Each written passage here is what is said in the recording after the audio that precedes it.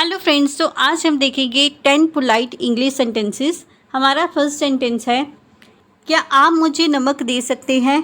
Could you please pass me the salt? Could you please pass me the salt? तो friends, इस sentence को हम तब use कर सकते हैं, फॉर एग्जांपल कि आप खाना खा रहे हैं और नमक की डिब्बी जो है वो आपसे दूर पड़ी है, तो आप किसी को कह सकते हैं could you please pass me the salt, कि आप मुझे नमक दे सकते हैं। तो उस सेंटेंस में आप यूज़ कर सकते हैं। और जब हम इस सेंटेंस में प्लीज़ का यूज़ कर देते हैं तो ये सेंटेंस जो है वो पोलाइट हो जाता है। तो इसे हम एक पोलाइट सेंटेंस, मतलब आप किसी को पोलाइट वे में रिक्वेस्ट कर रहे हैं कि कोई चीज़ देने को जो आपकी आउट ऑफ रीच है, जो आपकी पहुंच से बाहर है, तो उसके लिए आप इसे यूज़ कर सकते हैं। अब हम नेक्स्ट देखते हैं, क्या आप दरवाज़ा बंद कर देंगे? Would you mind closing the door? Would you mind closing the door? तो फ्रेंड्स, इस सेंटेंस में हम किसी को पोलाइट वे में रिक्वेस्ट कर रहे हैं कि आप दरवाज़ा बंद कर दीजिए। इसमें हम किसी को फोर्स नहीं कर रहे हैं कि आपको करना ही पड़ेगा, यहाँ पे हम रिक्वेस्ट कर रहे हैं, तो उस वे में हम इसे यूज़ कर सकते हैं। जब हम वुड यू माइंड का यूज़ करते हैं तो वहाँ पे हम एक पोलाइट वे में आ जाता है कि हम किसी को पोलाइट वे में रिक्वेस्ट कर सकते हैं कि आप ये काम कर दो। आप उसे फोर्स नहीं कर रहे हो कि आपको करना ही पड़ेगा, आप जस्ट रिक्वेस्ट कर रहे हैं पोलाइट वे में। तो आप इस तरह से सेंटेंस को बना सकते हैं वुड यू माइंड का यूज़ करके, कि would you mind closing the door, कि क्या आप दरवाज़ा बंद कर देंगे, इस वे में। तो अब हम नेक्स्ट देखते हैं, क्या मैं एक पल के लिए आपका पेन उधार ले सकता हूँ? May I borrow your pen for a moment? May I borrow your pen for a moment? For example friends, कि आपको कुछ लिखना है और आपके पास पेन नहीं है अपना, तो आप किसी से पेन उधार ले सकते हैं। परमानेंट नहीं ले रहे हैं आप, जस्ट आप थोड़े टाइम के लिए कह रहे हैं कि आप मुझे थोड़ी देर के लिए अपना पेन दे दो। तो उस वे में हम इस सेंटेंस का यूज़ कर सकते हैं, may I borrow your pen for a moment.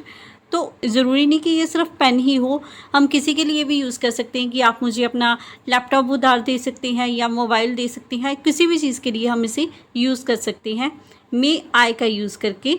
May आई एक पोलाइट वे है किसी से परमिशन लेने का।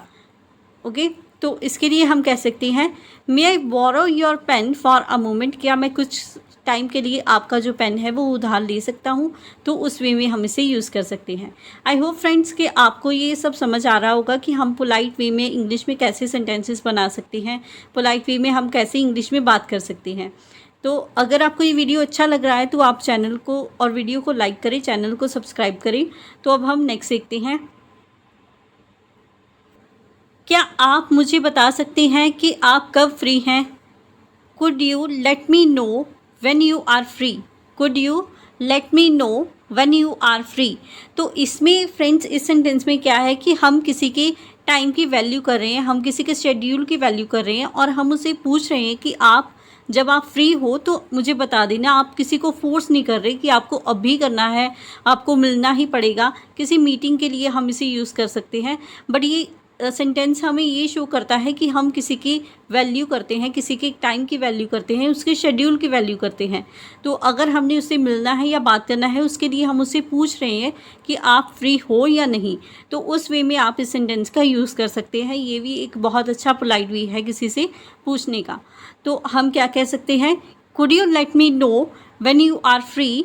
Could you let me know when you are free? क्या आप मुझे बता सकते हैं कि आप कब फ्री हैं? तो इस वे में आप इसे यूज़ कर सकते हैं। अब हम नेक्स्ट देखते हैं,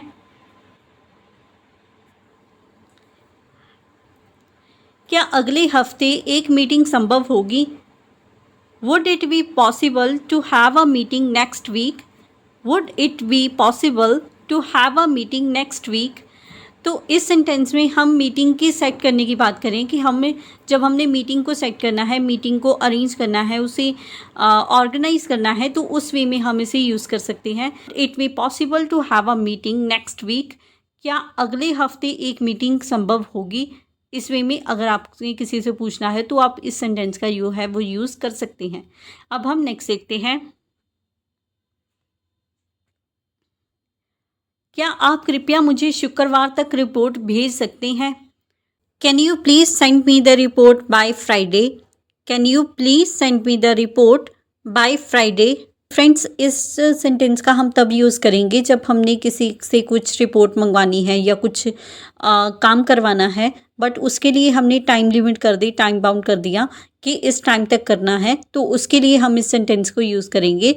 जैसे कि इस सेंटेंस में हम देख रहे हैं, can you send me the report by Friday, कि क्या आप मुझे कृपया शुक्रवार तक रिपोर्ट भेज सकती हैं। तो इसमें भी हमने टाइम बाउंड ऐड कर दिया है कि आपको ये रिपोर्ट तब तक भेजनी है, बट हम इसमें पोलाइट वे में कह रहे हैं, हम उसे कुछ ऑर्डर के वे में नहीं कह रहे, हम इसे पोलाइट वे में कह रहे हैं। तो उस वे में हम इस सेंटेंस को यूज़ कर सकते। अगर आप इस काम में मेरी मदद कर सकें तो मैं आपका आभारी रहूँगा। I would appreciate it if you could help me with this task. I would appreciate it if you could help me with this task. तो इस सेंटेंस का हम तब यूज़ कर सकते हैं जब आप किसी से मदद मांगते हैं और आप कहते हैं कि मैं आपकी मतलब आभारी रहूँगी, अगर आप मेरी काम कर दोगे तो मैं आपके प्रति ग्रेटफुल रहूँगी, अप्रिशिएट रहूँगी।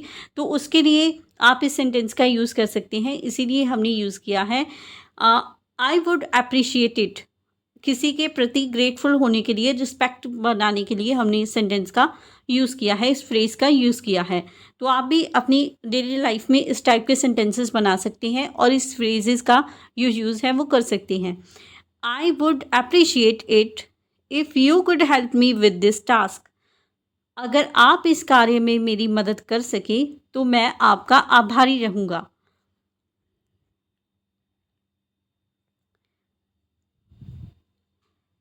क्या आप कृपया इस विषय पर अधिक जानकारी दे सकते हैं? Could you kindly provide more information on this topic?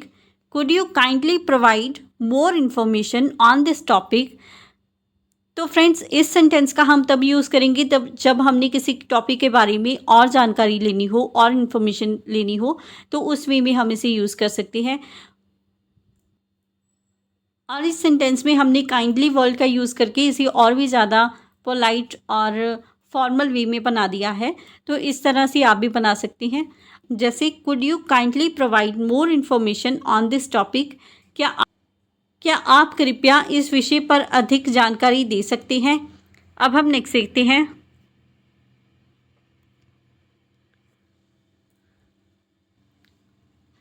क्या आपको कोई आपत्ति होगी यदि मैं आपके साथ लंच पर शामिल हो जाऊं?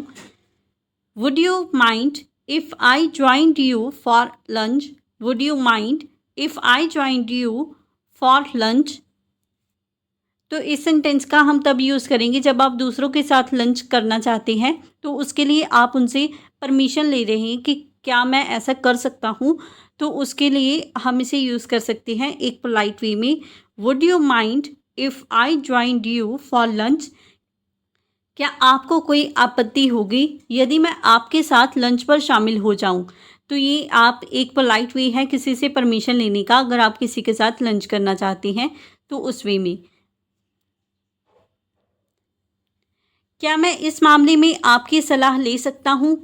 मे I ask your advice on this matter. May I ask your advice on this matter.